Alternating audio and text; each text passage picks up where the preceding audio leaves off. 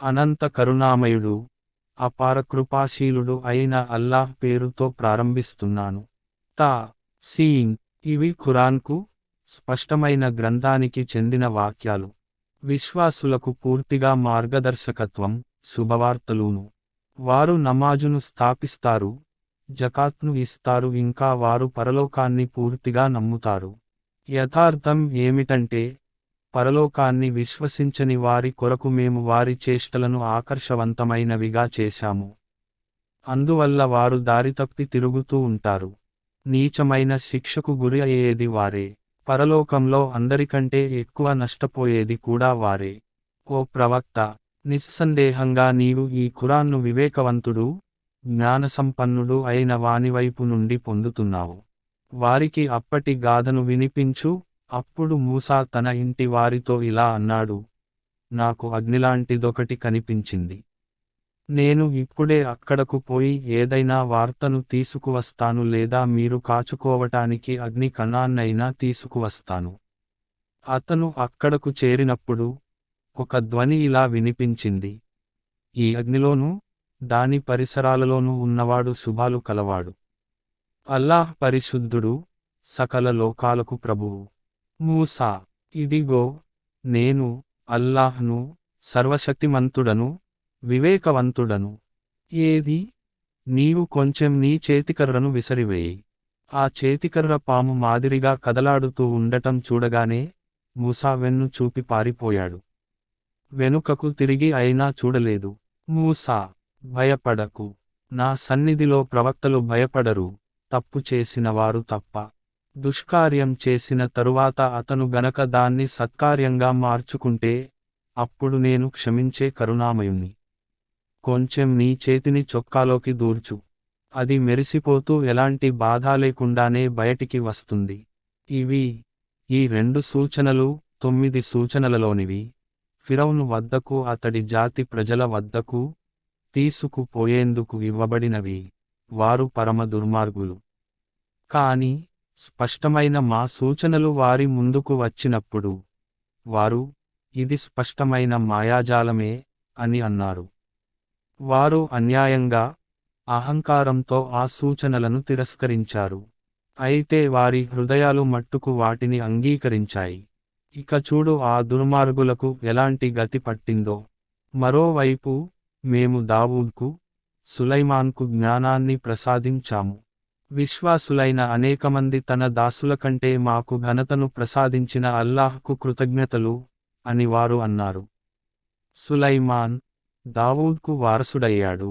అతను ఇలా అన్నాడు, ప్రజలారా, మాకు పక్షుల భాషలు నేర్పబడ్డాయి, ఇంకా మాకు అన్ని రకాల వస్తువులు ఇవ్వబడ్డాయి. నిస్సందేహంగా ఇది స్పష్టమైన దేవుని అనుగ్రహం. సులైమాన్ కొరకు జిన్నాతుల, మానవుల, పక్షుల సైన్యాలు సమీకరించబడ్డాయి. అవి గట్టి క్రమశిక్షణలో ఉంచబడేవి. ఒకసారి అతను వాటిని తీసుకుని దండయాత్రకు బయలుదేరాడు. చివరకు వారంతా చీమల లోయకు చేరుకున్న అప్పుడు ఒక చీమ ఇలా అన్నది, చీమలారా, మీరు మీ పుట్టలలోకి దూరిపొండి, లేకపోతే సులైమాన్, అతని సైనికులు మిమ్మల్ని నలిపివేస్తారు. ఆ సంగతి వారికి తెలియకపోవచ్చు కూడా. సులైమాన్ దాని మాటలకు మందహాసంతో నవ్వి ఇలా అన్నాడు, ప్రభూ, నన్ను అదుపులో ఉంచు. నీవు నాకు, నా తల్లిదండ్రులకు చేసిన ఉపకారానికి నేను కృతజ్ఞతలు తెలుపుతూ ఉండేందుకు, నీకు నచ్చిన మంచి పనులు చేస్తూ ఉండేందుకు. నీ కారుణ్యంతో నన్ను సజ్జనులైన నీ దాసులలో చేర్చు. మరొక సందర్భంలో సులైమాన్ పక్షులను పరిశీలించి ఇలా అన్నాడు, హుద్హుద్ పక్షి నాకు కనిపించటం లేదేమిటి? అది ఎటైనా అదృశ్యమైపోయిందా? నేను దానిని కఠినంగా శిక్షిస్తాను లేదా నరికివేస్తాను. అలా కాకపోతే అది నాకు సరైన కారణం చూపవలసి ఉంటుంది. ఆ తరువాత ఎంతోసేపు గడవలేదు. అది వచ్చి ఇలా అన్నాది, మీకు తెలియని సమాచారాన్ని నేను సేకరించాను. నేను సబాను గురించి నమ్మకమైన సమాచారాన్ని తీసుకువచ్చాను. నేను అక్కడ ఒక స్త్రీని చూశాను. ఆమె ఆ జాతిని ఏలుతోంది. ఆమెకు అన్ని రకాల వస్తుసామగ్రి ప్రసాదించబడినది. ఆమె సింహాసనం మహోజ్వలంగా ఉంది. నేను చూశాను. ఆమె ఆమె జాతివారు అల్లాహ్కు బదులు సూర్యుడి ముందు సాష్టాంగపడుతున్నారు. షైతాన్ వారి పనులను వారికి మనోహరమైనవిగా కనిపించేలా చేశాడు. వారిని రాజమార్గంపైకి పోకుండా నిరోధించాడు. అందువల్ల వారు ఈ రుజుమార్గాన్ని పొందలేకపోతున్నారు. ఆకాశాలలోనూ భూమిలోనూ దాగి ఉన్న వస్తువులను వెలికి తీసేవాడు, మీరు దాచేదాన్ని వ్యక్తపరిచే దాన్ని ఎరిగినవాడు అయిన దేవునికి సాష్టాంగపడటం అనే రుజుమార్గం. అల్లాహ్ ఆయన తప్ప ఆరాధనకు అర్హుడైన వాడు ఎవడూ లేడు. ఆయన మహోన్నతమైన అధికార పీఠానికి ప్రభువు. సులైమాన్ ఇలా అన్నాడు, ఇప్పుడే మేము చూస్తాము, నీవు నిజం చెప్పావో లేక అబద్ధాలు చెప్పేవారిలోని దానవో. నా ఈ ఉత్తరాన్ని తీసుకుపో, దానిని వారి వైపునకు విసరివేయి, తరువాత ఒక వైపునకు తొలగి, వారి ప్రతిస్పందన ఎలా ఉంటుందో చూడు. రాణి ఇలా పలికింది, ఆస్థాన సభ్యులారా, నా వైపునకు అతి ముఖ్యమైన ఒక లేఖ విసరివేయబడిరది. అది సులైమాన్ తరఫు నుండి వచ్చింది. కరుణామయుడు, కృపాశీలుడు అయిన అల్లాహ్ పేరుతో ప్రారంభించబడిరది. అందులోని విషయానికి ఇలా ఉంది, నాకు వ్యతిరేకంగా తిరుగుబాటు వైఖరిని అవలంబించకు. ముస్లిం అయి నా వద్దకు వచ్చేయి. లేఖ వినిపించిన తరువాత రాణి ఇలా అన్నది, జాతి నాయకులారా, ఈ విషయంలో మీరు నాకు సలహా ఇవ్వండి. నేను ఏ విషయానికి లోనూ మిమ్మల్ని సంప్రదించకుండా నిర్ణయం తీసుకోను. దానికి వారు ఇలా సమాధానం చెప్పారు, మేము బలవంతులం, పోరాడగలవారం. అయితే నిర్ణయం మాత్రం మీ చేతులలో ఉన్నది. ఏ ఆజ్ఞ ఇవ్వాలో స్వయంగా మీరే ఆలోచించుకోండి. రాణి ఇలా అన్నది, రాజులు ఏ దేశంలోనైనా జొరబడినప్పుడు దానిని వారు నాశనం చేస్తారు. అక్కడి గౌరవనీయులను అవమానిస్తారు. వారు చేసేది ఇదే. నేను వారి వద్దకు ఒక కానుకను పంపిస్తాను, తరువాత నా దూతలు ఏమి జవాబు తీసుకువస్తారో చూస్తాను. అతడు, రాణిగారి దూత, సులైమాన్ వద్దకు చేరుకున్నాడు. అప్పుడు సులైమాన్ ఇలా అన్నాడు, ఏమిటి, మీరు ధనం ఇచ్చి నాకు సహాయం చేయదలుచుకున్నారా? దేవుడు మీకు ఇచ్చిన దానికంటే నాకు ఇచ్చినది ఎంతో ఎక్కువ. మీ కానుకను మీరే అనుభవించండి. ఓ దూతా, నిన్ను పంపిన వారి వద్దకు తిరిగి వెళ్ళిపో, మేము వారిపైకి వారు ఎదిరించలేని సైన్యాలను తీసుకు వస్తాము. మేము వారిని పరాభవించి అక్కడి నుండి పారద్రోలుతాము. వారు అవమానితులై ఉండిపోతారు.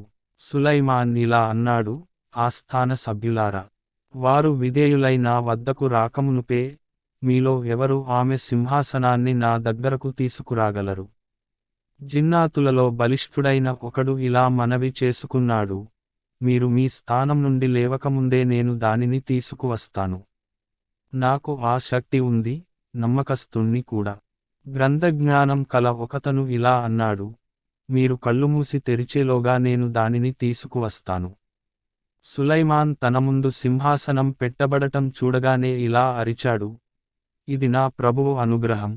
నేను కృతజ్ఞతలు తెలుపుతానో లేక కృతజ్ఞుడనై పోతానో పరీక్షించటానికి ఆయన ఇలా చేశాడు. ఎవడైనా కృతజ్ఞతలు తెలుపుకుంటే అతని కృతజ్ఞతలు అతనికే లాభదాయకమవుతాయి.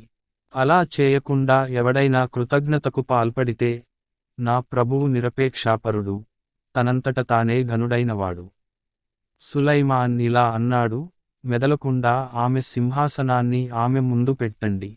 సరైన విషయానికి చేరుతుందో లేక రుజుమార్గం పొందని వారిలోనే ఉండిపోతుందో చూద్దాము. రాణి వచ్చినప్పుడు ఆమెను, నీ సింహాసనం ఇలాంటిదేనా అని అడగబడిరది.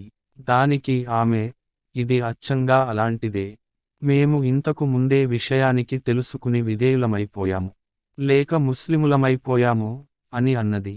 విశ్వసించకుండా ఆమెను ఆపి ఉంచిన విషయానికి అల్లాహ్ను వదలి ఆమె పూజిస్తూ ఉండిన దైవాల ఆరాధనే. ఎందుకంటే ఆమె అవిశ్వాస జాతికి చెందిన స్త్రీ. రాజగృహంలో ప్రవేశించు అని ఆమెకు చెప్పటం జరిగింది. ఆమె దానిని చూచి, అది నీటికొలను అని అనుకున్నది.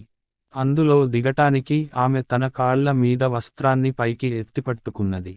అప్పుడు సులైమాన్, ఇది గాజుతో చేయబడిన నున్నని నేల మాత్రమే అని అన్నాడు. అప్పుడు ఆమె ఎలుగెత్తి ఇలా అన్నది, నా ప్రభూ, ఈనాటి వరకు నేను నా ఆత్మకు అన్యాయం చేసుకుంటూ ఉండేదాన్ని. ఇప్పుడు నేను సులైమాన్తో పాటు సకల లోకాల ప్రభువైన అల్లాహ్ పట్ల విధేయతను స్వీకరిస్తున్నాను. సమూద్ జాతి వైపునకు మేము వారి సోదరుడు సాలీహ్ను, అల్లాహ్ను ఆరాధించండి అనే సందేశాన్ని ఇచ్చి పంపాము. అప్పుడు వారు ఒక్కసారిగా ఘర్షించుకునే 2 వర్గాలుగా చీలిపోయారు. సాలీహ్ ఇలా అన్నాడు, నా జాతి ప్రజలారా, మేలుకు బదులు కీడు కోసం ఎందుకు తొందరపెడుతున్నారు? అల్లాహ్ను క్షమాభిక్ష కోసం ఎందుకు అర్థించరు? మీరు కనికరించబడవచ్చు కదా. వారు ఇలా అన్నారు, మేము నిన్ను, నీ సహచరులను అపశకునపు సూచనలుగా పరిగణిస్తున్నాము. సాలీహ్ ఇలా జవాబు చెప్పాడు, మీ మంచి శకునాలు మీ చెడ్డ శకునాలు అన్నీ అల్లాహ్ వద్దనే ఉన్నాయి. అసలు విషయానికి ఏమిటంటే, మీరు పరీక్షింపబడుతున్నారు. ఆ నగరంలో 9 మంది ముఠా నాయకులు ఉన్నారు. వారు దేశంలో అల్లకల్లోలాన్ని సృష్టిస్తూ ఉంటారు. ఎలాంటి సంస్కరణ కార్యాన్ని చేసేవారు కాదు. వారు పరస్పరం ఇలా అనుకున్నారు, దేవునిపై ప్రమాణం చేసి ఇలా ప్రతిజ్ఞ చేయండి, మేము సాలీహ్పై, అతని కుటుంబ సభ్యులపై దాడి చేస్తాము. ఆ తరువాత అతని సంరక్షకునితో, అతని కుటుంబం హత్య చేయబడినప్పుడు మేము అక్కడ లేము. మేము నిజమే పలుకుతున్నాము అని చెబుదాము. వారు ఈ విధంగా పన్నాగం పన్నారు. ఒక పన్నాగాన్ని మేము కూడా పన్నాము. దానిని గురించి వారికి తెలియనే తెలియదు. ఇక చూడండి, వారి పన్నాగం పర్యవసానం ఏమైందో. మేము వారిని, వారి జాతి మొత్తాన్ని సర్వనాశనం చేసివేశాము. అవిగో వారి గృహాలు ఎలా ఖాళీగా పడి ఉన్నాయో చూడండి. వారు చేస్తూ ఉన్న దుర్మార్గానికి ఫలితంగా. జ్ఞానులకు ఇందులో ఒక గుణపాఠం ఉంది. విశ్వసించి, అవిధేయతకు దూరంగా ఉన్న వారిని మేము కాపాడాము. మేము లూత్ను పంపాము. అతను తన జాతి వారితో ఇలా అనిన సందర్భాన్ని జ్ఞాపకం తెచ్చుకో, మీరు చూస్తూ అశ్లీల కార్యం చేస్తారేమిటి? ఇదేనా మీ నడవడిక? కామతృష్ణను తీర్చుకోవటానికి స్త్రీలను వదిలిపెట్టి పురుషుల వద్దకు పోతారేమిటి? వాస్తవానికి మీరు చాలా అజ్ఞానపు పని చేస్తున్నారు. కానీ ఈ సమాధానం తప్ప మరొకటి అతని జాతివారు ఇవ్వలేదు. వారు ఇలా అన్నారు, లూత్ కుటుంబాన్ని మీ పట్టణం నుంచి వెళ్ళగొట్టండి. వారు మహాపవిత్రులట. చివరకు మేము అతనిని అతని కుటుంబాన్ని రక్షించాము, అతని భార్యను తప్ప. ఆమె వెనుక ఉండిపోవాలని మేము నిర్ణయించాము. మేము వారిపై ఒక వర్షాన్ని కురిపించాము. అది హెచ్చరించబడిన వారి విషయంలో అత్యంత ఘోరమైన వర్షం. ఓ ప్రవక్త, ఇలా అను, స్తోత్రం అల్లాహ్కు మాత్రమే తగినది. ఆయన ఎన్నుకున్న ఆయన దాసులకు శాంతి కలుగుగాక. వారిని ఇలా అడగండి, అల్లాహ్ శ్రేష్ఠుడా లేక ఆయనకు సాటిగా వారు కల్పించే దేవుళ్ళు శ్రేష్ఠులా? సరే, ఆకాశాలను, భూమిని ఎవరు సృష్టించారు? మీ కొరకు ఆకాశం నుండి నీటిని కురిపించి, తద్వారా మనోహరమైన తోటలను ఎవరు పండిరచారు? వాటిలోని చెట్లను మొలిపించటం మీకు సాధ్యమయ్యే పని కాదు.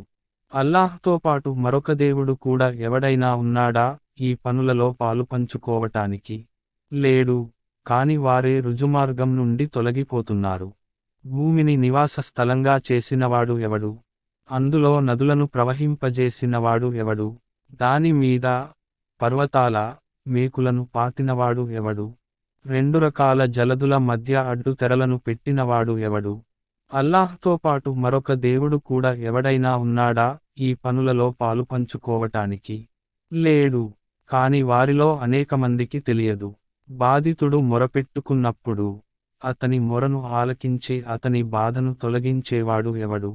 భూమిపై మిమ్మల్ని ప్రతినిధులుగా చేసిన వాడు ఎవడు? అల్లాహ్తో పాటు ఈ పనులు చేసే మరొక దేవుడు కూడా ఎవడైనా ఉన్నాడా? మీరు చాలా తక్కువగా ఆలోచిస్తారు. నేలపై, సముద్రంపై అంధకారంలో మీకు దారి చూపేవాడు ఎవడు? తన కారుణ్యానికి ముందు గాలులను శుభవార్తతో పంపేవాడు ఎవడు? అల్లాహ్తో పాటు మరొక దేవుడు ఎవడైనా ఉన్నాడా ఈ పనులు చేయటానికి? వారు చేస్తూ ఉన్న షిర్కు అల్లాహ్ ఎంతో అతీతుడు, ఎంతో ఉన్నతుడు.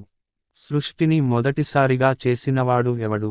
దానిని పునఃసృష్టించేవాడు ఎవడు? నింగి నుండి నేల నుండి మీకు ఉపాధినిచ్చేవాడు ఎవడు? అల్లాహ్తో పాటు మరొక దేవుడు ఎవడైనా ఉన్నాడా ఈ పనులలో పాలు పంచుకోవటానికి?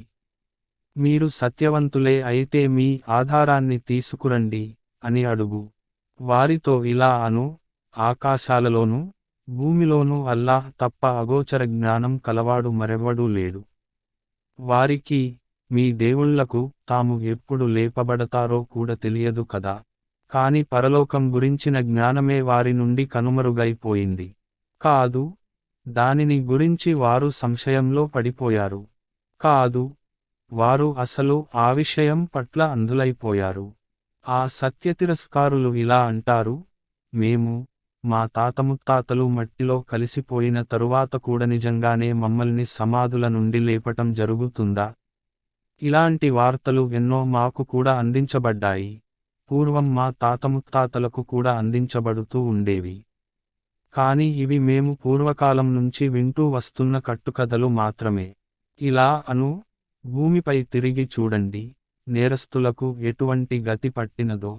ఓ ప్రవక్త, వారి స్థితిని గురించి బాధపడకు, వారి కుట్రల విషయంలో వ్యధ చెందకు. వారు, నీవు చెబుతున్నది నిజమే అయితే ఈ బెదిరింపు ఎప్పుడు నెరవేరుతుంది అని అడుగుతారు. ఇలా అను, మీరు ఏ శిక్షను గురించి తొందర పెడుతున్నారో అందులోని ఒక భాగం మీ సమీపంలోనికే వచ్చి ఉందన్నా ఆశ్చర్యం లేదు. యథార్థం ఏమిటంటే, నీ ప్రభువు ప్రజల పట్ల ఎంతో అనుగ్రహం కలవాడు. కాని చాలామంది కృతజ్ఞతలు తెలుపరు. వారి హృదయాలు తమలో ఏమి దాచి ఉంచాయో, మరేమి బహిర్గతం చేస్తున్నాయో నిస్సందేహంగా నీ ప్రభువుకు బాగా తెలుసు.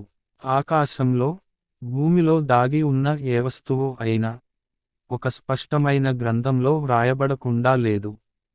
ఇస్రాయిల్ సంతతివారు విభేదిస్తూ ఉన్న విషయాల వాస్తవం ఏమిటో ఈ ఖురాన్ వారికి ఎక్కువగా తెలియజేస్తోంది. ఇది విశ్వసించే వారికి మార్గదర్శకత్వం, కారుణ్యమును. నిశ్చయంగా, ఇలాగే నీ ప్రభువు వీరి మధ్య కూడా తన ఆజ్ఞ ద్వారా తీర్పు చేస్తాడు. ఆయన ఎంతో శక్తిమంతుడు, అన్నీ ఎరిగినవాడును. కనుక ఓ ప్రవక్త, అల్లాహ్ మీద భారం వేయి. నిశ్చయంగా నీవు స్పష్టంగా సత్యంపై ఉన్నావు. నీవు మృతులకు వినిపించలేవు. వీపు త్రిప్పి పరుగెత్తే బదిరులకు కూడా నీ పిలుపును వినిపించలేవు. అంధులకు మార్గం చూపి, వారు తప్పిపోకుండా కాపాడనూలేవు. మా వాక్యాలను విశ్వసించి విధేయులయ్యే వారికి మాత్రమే నీవు నీ మాటను వినిపించగలవు. మా మాట నెరవేరే సమయం వారిని సమీపించినప్పుడు మేము వారి కొరకు భూమి నుండి ఒక జంతువును తీస్తాము. అది వారితో ఇలా మాట్లాడుతుంది, ప్రజలు మా వాక్యాలను విశ్వసించలేదు. ఆ రోజును గురించి కొంచెం ఆలోచించు. అప్పుడు మేము ప్రతి సముదాయం నుండి మా వాక్యాలను తిరస్కరించే ఒక్కొక్క జనసమూహాన్ని సమీకరిస్తాము. ఆపై వారిని వారి వారి తరగతుల ప్రకారం అంతస్తుల వారీగా ఒక క్రమపద్ధతిలో ఉంచటం జరుగుతుంది. చివరకు అందరూ వచ్చేసిన తరువాత వారి ప్రభువు వారిని ఇలా అడుగుతాడు, మీరు నా వాక్యాలను శాస్త్రీయ పరిశీలన చేయకుండానే ఇట్టే తిరస్కరించారు. ఇది కాక మీరు చేసింది ఏమిటి? వారు చేసిన దుర్మార్గం వల్ల శిక్షకు సంబంధించిన వాగ్దానం వారి విషయంలో నెరవేరుతుంది. అప్పుడు వారు ఏమీ మాట్లాడలేరు. వారు విశ్రాంతి పొందటానికి మేము రాత్రిని సృష్టించాము. మేము పగటిని ప్రకాశవంతంగా చేశాము. వారి బుద్ధికి ఈ విషయాలు తట్టేవి కావా? విశ్వసించే వారికి ఇందులో అనేక సూచనలు ఉండేవి. శంఖం ఊదబడే రోజున ఏమి జరుగుతుందో, ఆ రోజున ఆకాశాలలోని, భూమిలోని సకల సృష్టిరాశులు భయంతో కంపించిపోతాయి. ఆ భయానక పరిస్థితుల నుండి అల్లాహ్ కాపాడదలచిన వారు తప్ప అందరూ లొంగిపోయి, వినమ్రులై ఆయన ముందు హాజరవుతారు. ఈ రోజున నీవు పర్వతాలను చూచి అవి బాగా స్థిరంగా ఉన్నాయని అనుకుంటూ అన్నావు. కాని అప్పుడు మేఘాల మాదిరిగా అవి ఎగురుతూ ఉంటాయి. ఇది అల్లాహ్ శక్తి సామర్థ్యాల మహిమ. ఆయన ప్రతి వస్తువును వివేకంతో తీర్చిదిద్దాడు. మీరు చేసేదంతా ఆయనకు బాగా తెలుసు. మంచిని తీసుకువచ్చే వ్యక్తికి అంతకంటే మేలైన ప్రతిఫలం లభిస్తుంది. అటువంటి వారు ఆనాటి భయంకర పరిస్థితి నుండి సురక్షితంగా ఉంటారు. చెడును తీసుకువచ్చే వారందరూ బోర్లగా అగ్నిలో విసిరివేయబడతారు. మీరు చేసిన కర్మల ప్రకారం తప్ప మీరు మరొక విధమైన ప్రతిఫలాన్ని ఎలా పొందగలుగుతారు? ఓ ప్రవక్త, వారితో ఇలా అను, ఈ నగరం, మక్కా, ప్రభువును మాత్రమే ఆరాధించాలని నాకు ఆజ్ఞ ఇవ్వబడిరది. ఆయన దానిని పవిత్రమైన క్షేత్రంగా చేశాడు, ఆయన ప్రతిదానికి యజమాని. నేను విధేయుడనై ఉండాలని, ఈ ఖురాన్ను చదివి వినిపించాలని నాకు ఆజ్ఞ ఇవ్వబడిరది. ఇక సన్మార్గాన్ని అవలంబించేవాడు తన మేలు కొరకే సన్మార్గాన్ని అవలంబిస్తాడు. మార్గభ్రష్టుడైన వాడితో, నేను కేవలం హెచ్చరించేవాణ్ణి మాత్రమే అని అను. వారితో ఇంకా ఇలా అను, స్తోత్రం కేవలం అల్లాహ్కు మాత్రమే తగినది. అతి త్వరలోనే ఆయన మీకు తన సూచనలను చూపుతాడు. మీరు వాటిని గుర్తిస్తారు. మీరు చేసే పనులన్నీ నీ ప్రభువునకు తెలియకుండా లేవు.